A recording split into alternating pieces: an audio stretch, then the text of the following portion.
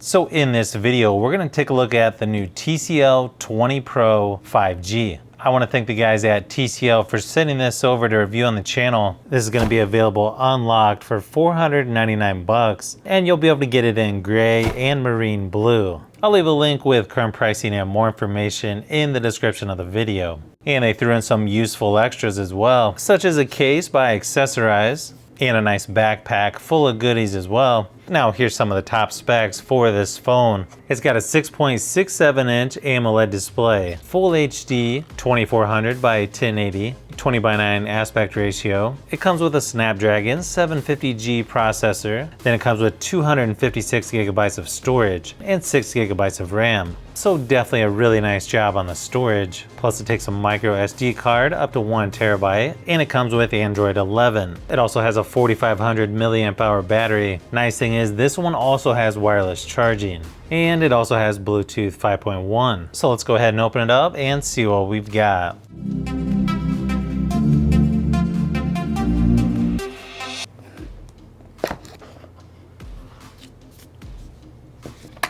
It looks like you get a clear case right in the box, so that's nice to see. Quick start guide and safety information. SIM card and micro SD card removal tool.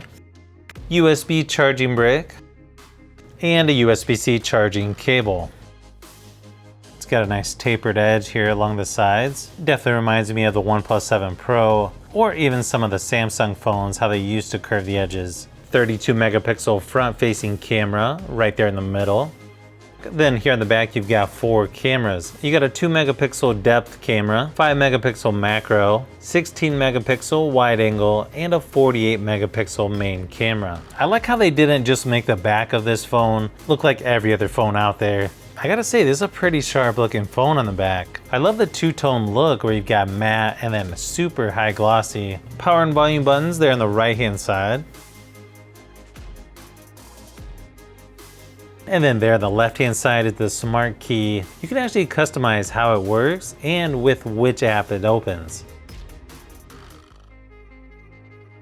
You've got your USB-C charging port on the bottom, SIM card, micro SD card tray, and the speaker. Even though this is a pretty large screen on here, it feels like it's really easy to handle. I don't know if it's just a little bit thinner than some of the other phones out there. Overall, I think this is really nice as far as hardware goes. Let's go ahead and get it set up and start looking at the software. So when setting up, you're going to get a fingerprint scanner built right into the screen. It also has face unlock. You're also going to get Next Vision, which is image enhancement, and video and game enhancement, where it's basically HDR quality viewing. For the lock screen setup, you've got TCL style and classic. Okay, it looks like you can enter privacy app with 2 fingers swiping up and holding for 1 second. Okay, I guess that's nice to have. Okay, yeah, this screen looks really nice. It's only using about 7% of storage, so that's nice to see.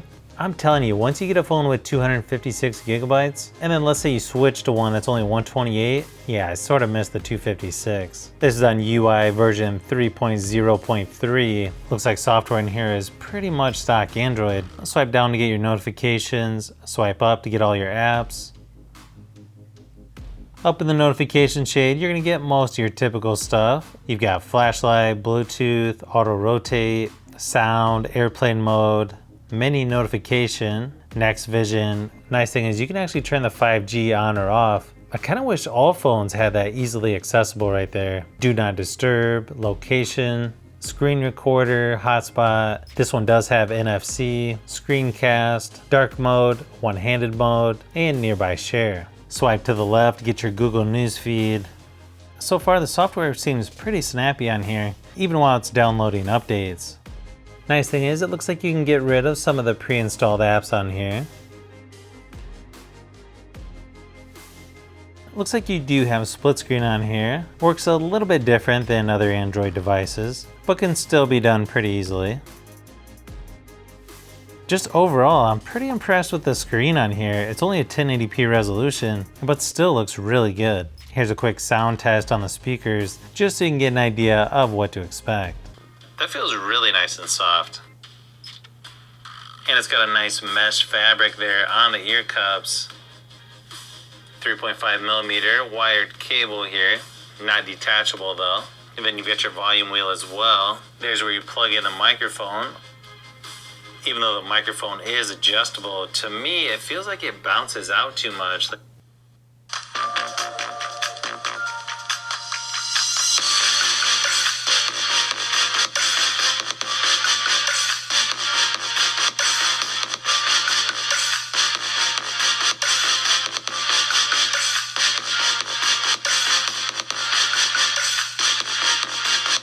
Okay, so the speaker on here isn't too bad. Unfortunately, you only get one speaker down here at the bottom. I thought there would be one up here by the earpiece, but no. Not bad for one speaker though.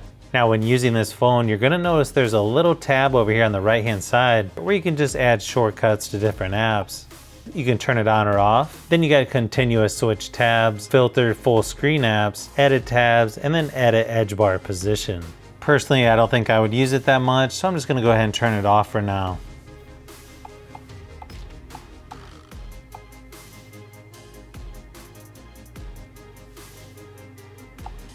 You can also customize the navigation by using buttons or gesture navigation. You can also switch the button layout down here. And if you go to more, you've got gesture navigation, high gesture bar, and then it sort of just shows you what that is down here.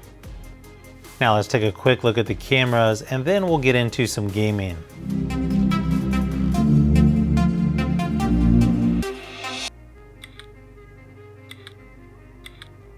So in the camera app, they do things a little bit different. It starts with more, which you're gonna get pano, stop motion, light trace, super macro, high pixel, slow-mo, and short video. Then you've got auto, which you can see okay, so I can see one downside of the camera placement on the back. It's really easy to get your finger in the way. So yeah, that's definitely gonna take a little getting used to. Decent shutter speed, definitely not the fastest out there, but in video quality, it goes up to 4K at 30 frames per second. And you've also got electronic image stabilization. And yeah, it takes a little bit longer when you do 4:3 high pixel. Here's a few samples of photos and video, just to give you an idea of what to expect.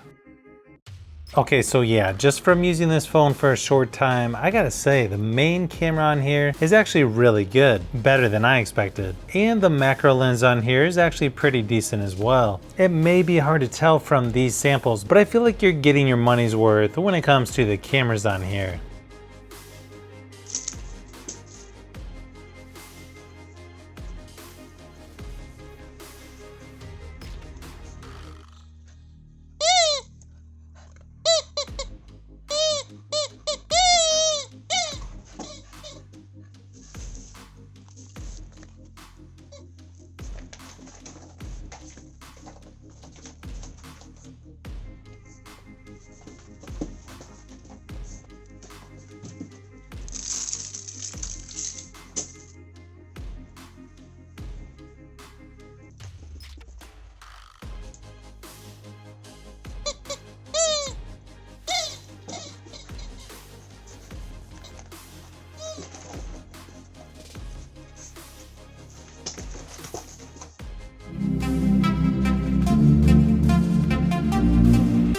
I want to try this case out real quick.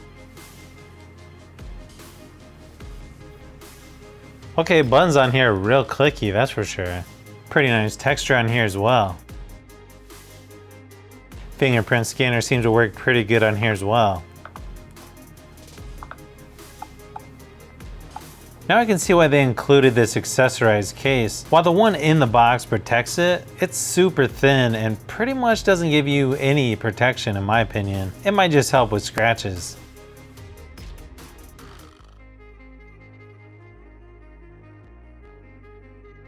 I ran a Geekbench test and the results were about what I expected. Similar to the Pixel 4a 5G, but maybe slightly better. I tested a couple games on here just to see how they performed, and both PUBG Mobile and Asphalt 9 looked and played really nice and smooth.